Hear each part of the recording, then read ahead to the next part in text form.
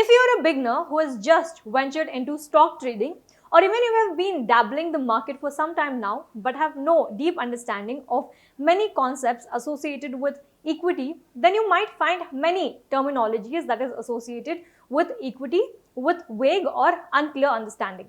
This is particularly true when you're looking or searching for the kind of stocks that you need to invest in or what type of mutual funds you need to purchase. If you go looking for answers to these questions online, then you might find a lot of suggestions and opinions.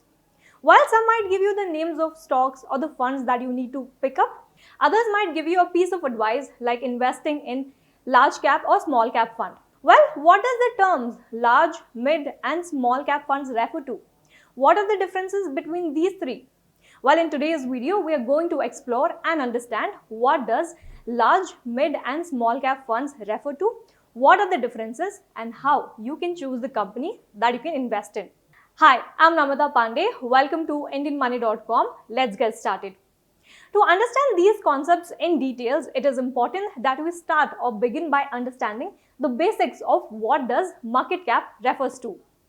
In technical terms, market capitalization, or popularly known as market cap, refers to the market value of the outstanding shares of the company.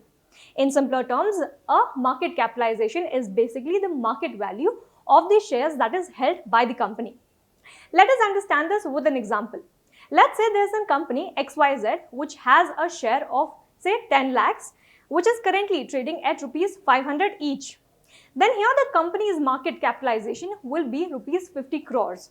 The formula here is 10 lakh shares into rupees 500 each. Now, based on the market capitalization, each companies are further categorized into large, mid and small cap funds. Now, let us understand what these three terms means. Starting with large cap funds. In large cap funds, you basically invest in those companies who are ranked from first to 100 based on their market capitalization. These companies includes like Reliance, SBI, HUL. Large cap funds are relatively considered to be more stable as these companies are reputable, trustworthy and well established in the market. These are mostly market lenders and brands with good performance track record over mid and long-term investment horizon. The next is mid-cap funds.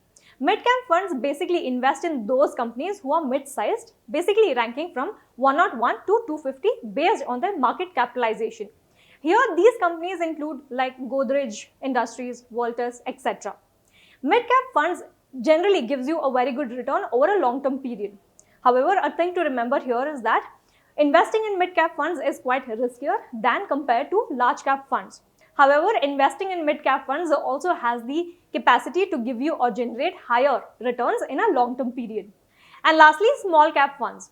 As per SEBI regulations, a small-cap funds invest in those companies who rank from 251st onwards in terms of their market capitalization. These companies are usually smaller in size when compared to mid and large cap. Remind you that there are hundreds of such companies existing. Since they are small, they can quickly implement any idea and respond to the market opportunities with more agility. However, when investing in small cap companies, there is always an element of risk that is involved. Now that you have understood what are large, mid and small cap funds, now let us look at the differences between the three. When we look at large cap, it is most suitable for those conservative investors who are looking for long-term investment horizon. Whereas a mid cap is most suited for those who are moderately risk tolerant investors with a long-term investment horizon. And small cap are basically for those investors who are aggressive with short-term goals. When it comes to risk factor, then large cap relatively possesses a lower risk. Mid cap, on the other hand, possesses little more risk than compared to large cap. And lastly, a small cap is considerably more riskier than mid and large cap. Next, when it comes to availability of information on the companies, then large cap companies often are less volatile and highly liquid, whereas a mid cap company is slightly volatile and quite liquid. And lastly, a small cap companies are highly volatile or risky and not very liquid. When we look at potential for growth, then large cap companies are higher potential to generate stable returns. On the other hand, mid cap companies also has the potential or the capacity to generate good returns. And lastly, small cap is considered to be very high. The next big question then is where to invest. large, mid, or small cap, and how to choose these companies.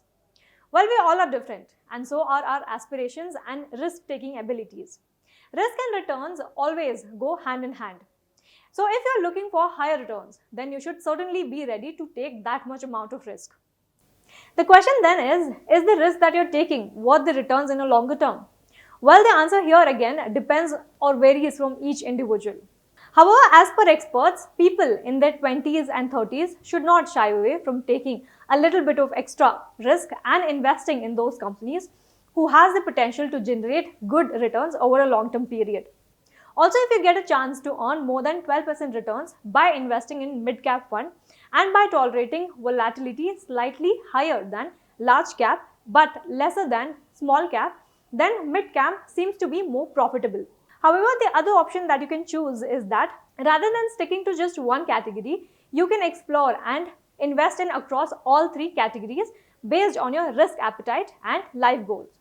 So I hope through this video you have got a fair idea as to what large, mid and small cap funds are, what are the differences between the three, thereby helping you to make a more informed decision when it comes to investing in certain companies or the kind of funds that you need to invest in.